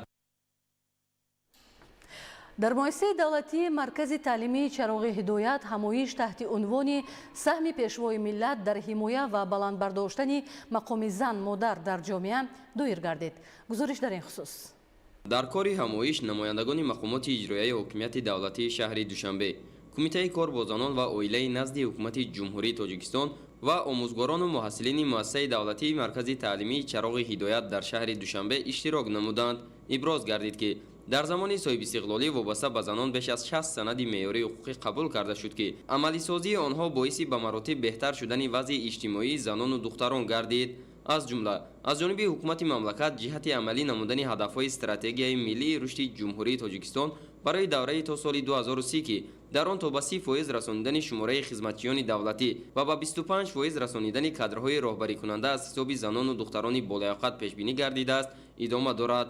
дар соли истиқлолият бениҳоят пешвои муаззами миллат ба занону бонуон ғамхорӣ намуда иқдомҳои бузургтаринро дар самти пешрафти занону бонуон анҷом доданд ки ин ҳам бевосита қабули қонунҳое ки бевосита ба дастгирии занон дар ҷомеа равона гардидааст, қонуни баланд бардоштани мақому манзалати зан модар дар ҷомеа, инчунин маҳз бо дастуру дастгириҳои пешвои муаззами миллат ҷавондухтарон аз минтақаҳои дурдаст низ метавонанд тавассути квотаи президентӣ ба донишгоҳҳои олии кишвар дохил шуда тавонанд ки дар донишгоҳҳои олии кишвар бобаронона таҳсил намоянд.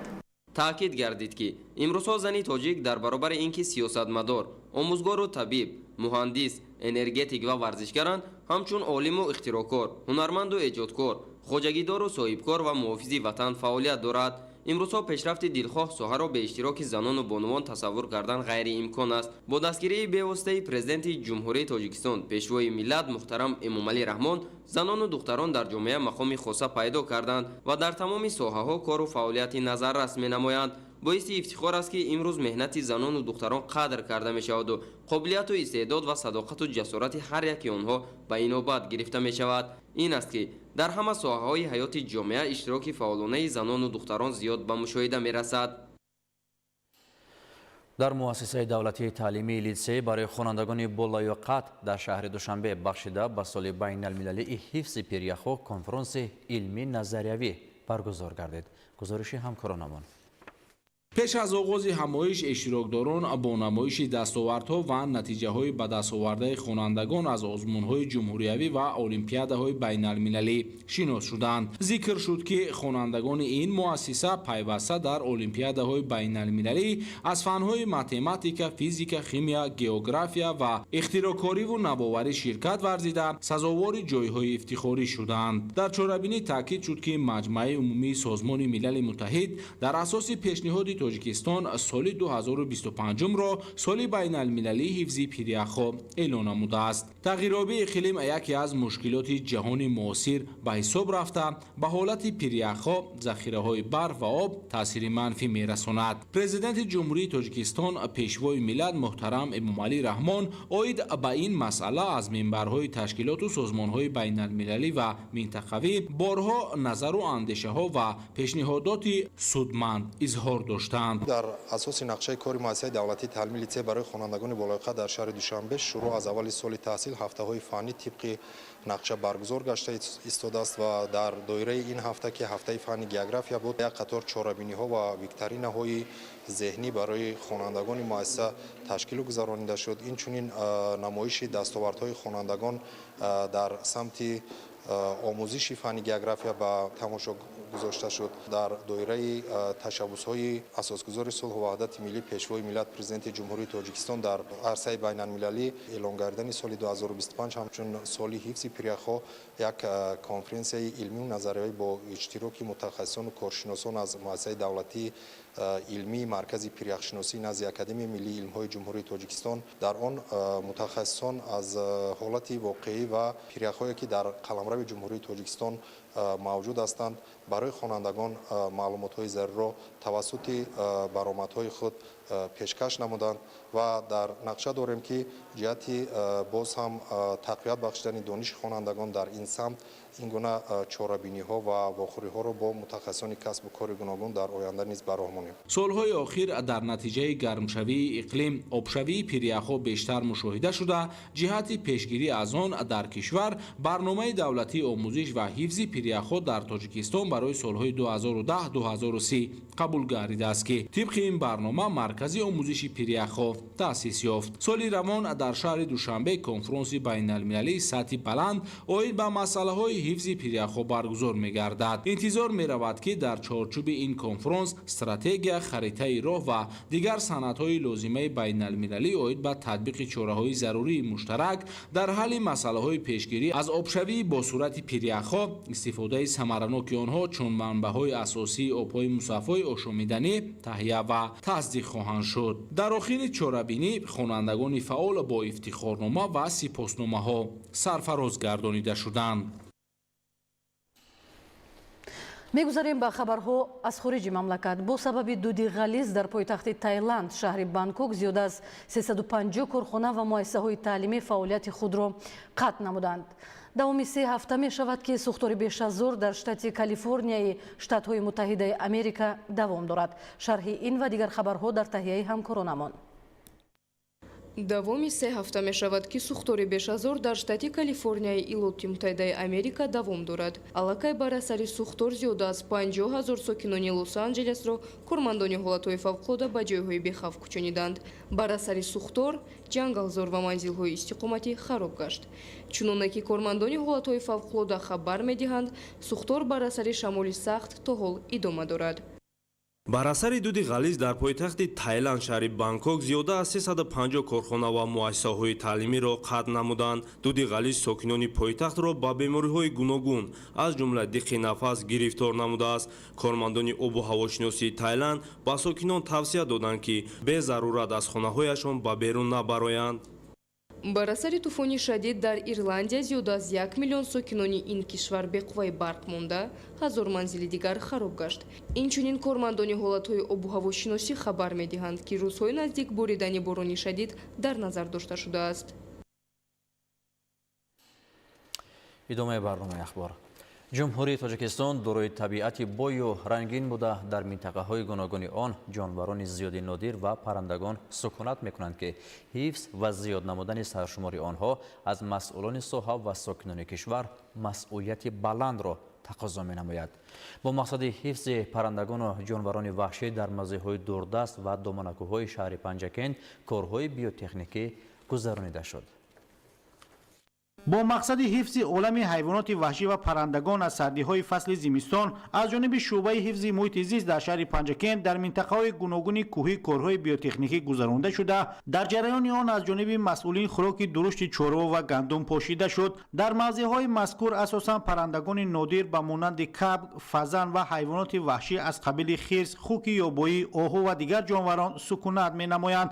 гузарондани корҳои биотехникӣ барои аз сардии фасли сармо эмин нигоҳ доштани олами ҳайвонот ва паррандагон мусоидат менамояд. тавре иттилоъ дода шуд, корҳои биотехникӣ бо мақсади ҳифзи олами ҳайвоноти ваҳшӣ, беталаф баровардани онҳо аз фасли зимистон ва беҳтар намудани вазъи экологии минтақа аз ҷониби кормандони шуъбаи ҳифзи муҳити зист дар шаҳри Панҷакент гузаронида шудааст. чорабиниҳои биотехникӣ ин тадбирҳои таъсиррасонии бевосита ба ҳайвоноти шикорӣ ва муҳити сукунати онҳо бо мақсади нигоҳ доштан, танзими саршумор ва таркиби намуди ҳайвоноти шикорӣ дар шароити табиӣ ва сермаҳсул кардани шикоргоҳҳо мебошад. ҳамасола бо мақсади эмин мондан ва беталаф баромадани ҳайвоноти ваҳшӣ ва паррандагон аз фасли зимистон аз ҷониби масъулони чорабиниҳои биотехникӣ гузаронида мешавад ки дар он барои ҳайвоноту паррандагон аз қабили хошок, рези гандум, ҷав, шолӣ ва дигар намуди хӯроки чорво дар ҷойҳои сукунати онҳо гузошта мешавад. иқдоми мазкур бо мақсади нигоҳдорӣ ва бехатарии гуногунии биологӣ, беталаф баровардани олами ҳайвоноти ваҳшӣ ва паррандагони саҳроӣ аз фасли зимистон роҳандозӣ карда шудааст. ҳамчунин дар доираи ҳаракати ҷумҳуриявии ниҳолшинонӣ ва бо мақсади сабзу хӯрам намудани муҳити зист дар шаҳри Панҷакент маъракаи ниҳолшинонӣ баргузор гардид. аз ҷониби ҳашарчиён дар роҳҳои деҳоти Халифа Ҳасан беш аз 400 бех ниҳолони ороишӣ шинонида шуд. бояд қайд намуд ки мақомоти иҷроияи маҳаллии ҳокимияти давлатии шаҳри Панҷакент барои таъмини аҳолӣ ва ташкилоту идораҳои кишоварзӣ бо ниҳол тадбирҳои амалӣ меандешад. дар хоҷагии фаръии давлатии ниҳолпарвари шаҳр беш аз 57 ҳазор бех ниҳоли дарахтони мевадиҳанда аз қабили навъҳои гуногуни себ, нок, биҳӣ, шафтолую зардолу, олуболу, гелос, чормағзу бодом ва ангур парвариш мешавад ва беш аз 30 ҳазор бехиён 2 ва 3 сола мебошад. дар хоҷагии ёрирасони шуъбаи ҳифзи муҳити зисти шаҳр бошад беш аз 10 ҳазор бех ниҳолҳои шамшод, туя, маҷнунбед, навъҳои гуногуни дарахтони сузанбарг, гул ва павлония парвариш карда мешавад ва як қисмати он барои шинодан омода мебошанд ва ҳамин гуна бо ҷалби сокинон дар ҷойҳои муайян шида шинонида мешаванд. далери бозор, Хаём Ҷураев, шаҳри Панҷакент, ахбор. бориши зиёди барф дар мавзеъҳои кӯҳӣ боиси мушкил гардидани дарёфти ғизо барои ҳайвонот мегардад. ҷиҳати ҳифзи ҳайвонот аз нестшавӣ дар рӯзҳои сарди фасли зимистон дар мавзеъҳои кӯҳии ноҳияи Лахш корҳои биотехникӣ амалӣ шуданд. таваҷҷӯҳ намоед ба гузориши навбатӣ. масоҳати парки миллии тоҷикистон дар ноҳияи Лахш наздики 70 000 гектарро ташкил дода, дар он бабри барфӣ, бузи кӯҳии сибирӣ ва дигар намуди ҳайвоноти нодир ба қайд гирифта шуданд. ҳадафи имрӯзаи кормандони филиали парки миллии тоҷикистон дар ноҳия барои солим нигоҳ доштани олами ҳайвоноти ин табиати нодир равона гардидааст. ҳудудҳои филиали парк 3000 метр баланд аз сатҳи барф ҷойгир мебошад. гарчанде барф имсол кам бошадам, вале ҳаво дар ин минтақаҳо хеле сард мебошад. мо кормандон ният дорем ки ҳамин хел корҳои биотехникиро бештар гузаронем. мақсади мо беталаф баровардани ҳайвонотҳо ва паррандагон дар фасли замистони солҳои ҷорӣ мебошад. айни ҳол вазъи ҳайвонотҳои ваҳшӣ ва паррандагон хеле хуб ба назар мерасанд. назорати доимӣ аз тарафи кормандон бар роҳ монда шудааст.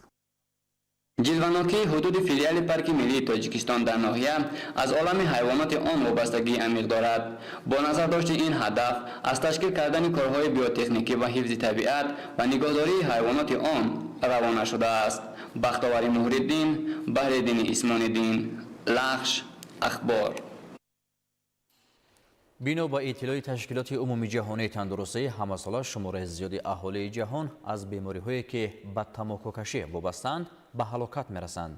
ба андешаи мутахассисони соҳаи тандурустӣ, агар дар ин самт тадбирҳои фаврӣ амалӣ нашаванд, шумораи гирифторони бемориҳои марбут ба тамокукашӣ дар рӯи дунё боз ҳам бештар мегардад. гузориши Саидшоҳ Муродалиев. тамокукашӣ яке аз сабабҳои асосии гирифторӣ ба ҳар гуна беморӣ ва фавти аҳолӣ буда, тибқи таҳлилҳои мутахассисони соҳа дар як дона тамоку зиёда аз 4000 намуд моддаҳои химиявӣ мавҷуд буда.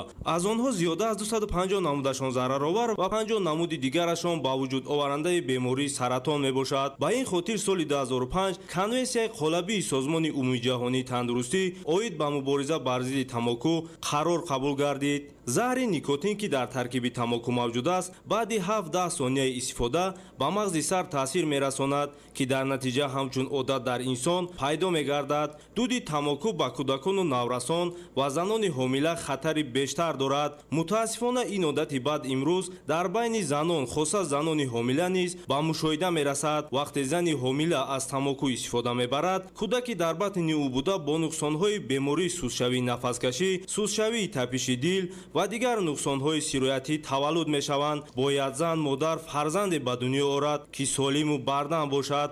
ин одати бад албатта дар байни занон ҳам паҳн шудааст, махсусан дар ҳолати дар занҳои ҳомила дида мешавад, ки ба вайроншавии инкишофи кӯдак дар батни модар оварда мерасонад. ҳангом аз 5 сол зиёд тамокукашӣ кадом беморӣ оварда мешавад? бемории ишемикии дил оварда мерасонад, аз тарафи асабонишавӣ, тезмондашавӣ, хоболудӣ, фаромӯшхотирӣ, ҳамарӯза, дамиши шикам, ҳал накардани бисёр ғизоҳои табиӣ ки метиҳанд. ман ҳамчун мутахассиси тиб ба одамоне ки тамоку мекашанд ё ба тамокукашӣ ҳавасманд шудаанд тавсия медиҳам, ки ин корро накунанд, балки якчанд бемории музмине ки дар оянда ба насли онҳо мерасонанд худдорӣ намоянд. одаме ки сигаркаш аст, ӯро аз ин роҳ гардондан хеле мушкил. лекин вақте ки вай сигар мекашад, ба гирду атроф хоҳӣ нахоҳӣ таъсири бадро худро мерасонад. мисол, агар ӯ сигар кашад дар ягон ҷои ҷамъиятӣ, дар тарабхона, дар ҷои кор, дар кабинет, дар утуқҳои кории худ вақте ки сигар мекашанд, ҳатман дуди ӯ ба гирду атрофи ӯ зарар мерасонад. лекин барои пешгирии ин ҷамъият, танҳо вазорати тандурустӣ не, ҷамъият ҳама аз як гиребон сар бароварда агар мубориза баранд, ба фикри ман ягон натиҷаи хуб мерасад. бештари истифодабарандагон баъди кашидани нос ва сигор боқимондаи онҳоро дар ҷойҳои ҷамъиятӣ мепартоянд. агар ин аз як ҷониб аз маърифати пасти ҳамин гуна инсонҳо шаҳодат диҳад, аз ҷониби дигар боиси хира шудани таби ҳамагон мегардад. бо назардошти зарари тамоку ба саломатии инсон, тамоми мутахассисон ва ташкилотҳои байналмилалӣ оид ба солимӣ аз шаҳрвандон даъват ба амал меоранд, ки барои ҳифзи саломатии худ ва атрофиён аз истифодаи тамоку даст кашанд. футбол аз ҷумлаи маъруфтарин риштаҳои варзиш маҳсуб ёфта дӯстдорони зиёд дорад. бо дастгирӣ ва таваҷҷӯҳи ҳамешагии президенти Федератсияи футболи Тоҷикистон муҳтарам Рустами Эмомалӣ, шароиту имконот барои рушди ин намуди варзиш ба талаботи муосир ҷавобгӯ гардонида шудааст. бо мақсади тарғиби футбол ва таъмини оммавияти он дар байни ҷавонон дар шаҳру ноҳияҳои мамлакат мусобиқаҳои футбол роҳандозӣ гардида истодаанд. хабарнигорони мо гузориш медиҳанд. дар шаҳру ноҳияҳои мамлакат бо таваҷҷӯҳ аз дастгириҳои ҳукумати ҷумҳурии Тоҷикистон соҳаи варзиш сол то сол рушд менамояд. бо фароҳам овардани шароити муносиб ва бунёду мавриди истифода қарор додани даҳҳо иншооти варзишӣ, имрӯзҳо ҷалби ҷавонону наврасон ва кормандони касбу кори гуногун дар шаҳри ваҳдат ба машқу тамрин ва солимгардонӣ хеле зиёд гардидааст. айни замон дар деҳот ва маркази шаҳр наврасону ҷавонон дар риштаҳои гуногуни соҳаи варзиш машқу тамрин менамоянд.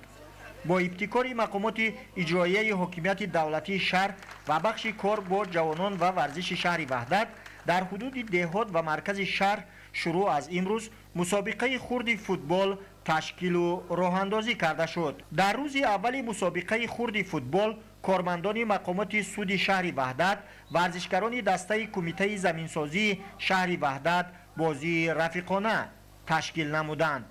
ҳадаф аз доиру баргузор намудани мусобиқаи хурди футбол барои дарёфти ҷоми раиси шаҳри ваҳдат василаи ба ҳамоӣ ва дӯстию рафоқат миёни ҷавонони шаҳр ва дарёфти беҳтарин бозингарон ва беҳтарин дастаи футболбозон ба ҳисоб меравад. мусобиқаи хурди футбол дар шаҳри ваҳдат шурӯъ аз имрӯз оғоз гардида моҳи майи соли ҷорӣ ҷамъбаст мегардад. таи 2 моҳ мешавад ки бо ташаббуси бахши кор бо ҷавонон ва варзиши ноҳия ва кумитаи иҷроияи ҳизби халқии демократии тоҷикистон дар ноҳияи ҷайҳон дар ҷамоатҳои шаҳраку деҳоти ноҳия байни ҷавонон мусобиқаи футбол ба таври деҳа ба деҳа баргузор гардида истода буд ки имрӯз бо натиҷагирии доварон дар варзишгоҳи марказии ноҳия бо иштироки васеъи дӯстдорони ин намуди варзиш ҷамъбаст гардид. тибқи иттилоъ мусобиқаи мазкур байни 14 даста давоми 2 моҳ сурат гирифта доварон ва масъулин ғолибонро муайян ва ба даврҳои минбаъда пешниҳод менамуданд. қисмати ниҳоии мусобиқа байни дастаи дӯстӣ ва истиқлоли ноҳия сурат гирифта бозингарон баҳри ба даст овардани ғолибият аз худ чусту чолокӣ ва маҳорати баланд нишон доданд. футбол аз маъмултарин намуди варзиш ба шумор рафта аз ҷониби ҳукумати мамлакат ва федератсияи футболи тоҷикистон ҳамасола ҷиҳати рушд бахшидани он таваҷҷӯҳи хоса зоҳир мегардад. дар ноҳияи ҷайҳун низ баҳри рушду равнақ бахшидани ин самт ва ҷалби ҷавонону наврасон ба ин навъи варзиши дӯстдоштанӣ шароити мусоид фароҳам оварда шуда ҷавонон ҳамарӯза бо ин риштаи варзиш машғул мегарданд.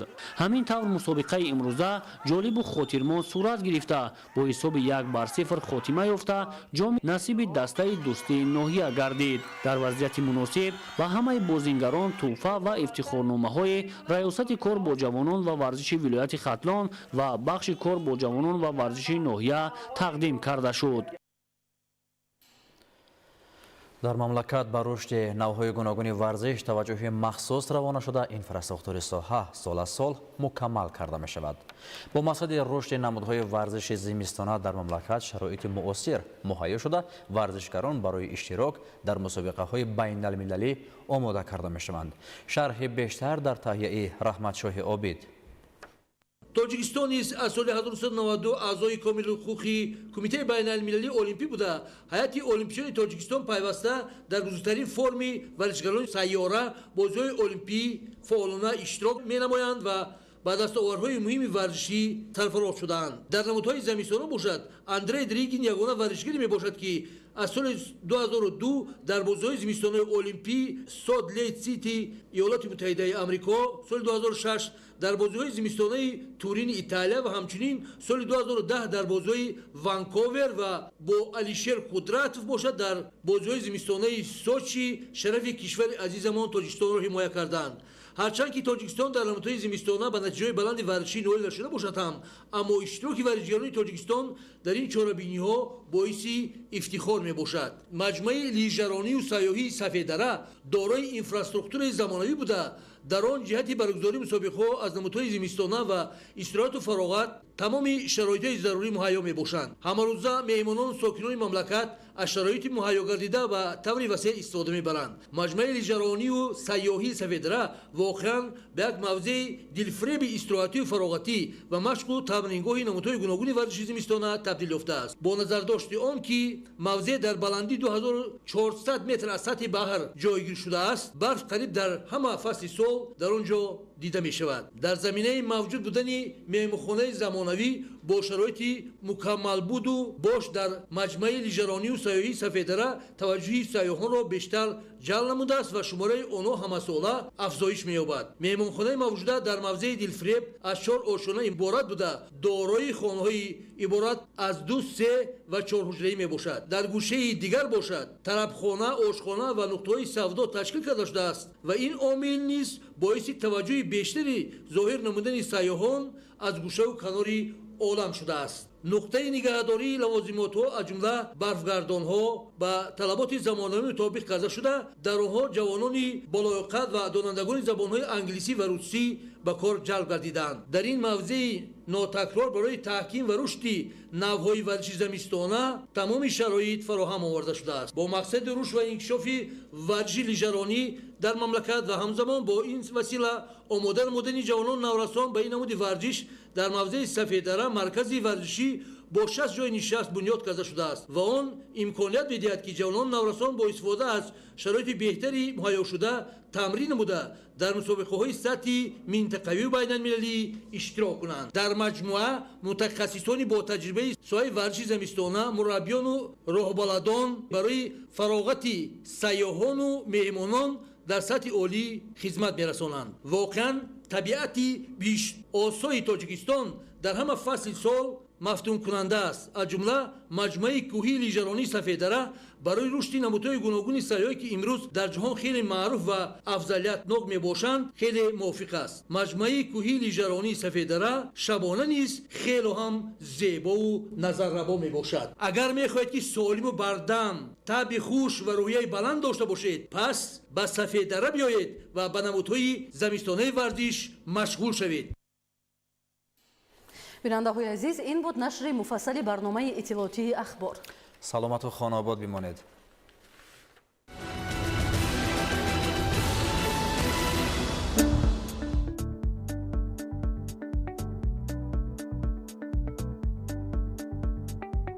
андозпурандагони муҳтарам, сармояи оинномавӣ ки дороии муассисони шахсони ҳуқуқӣ ба ҳисоб меравад, тибқи талаботи қонунгузорӣ бояд аз ҷониби муассисон дар давоми 1 сол аз лаҳзаи ба қайдгирии давлатии шахси ҳуқуқӣ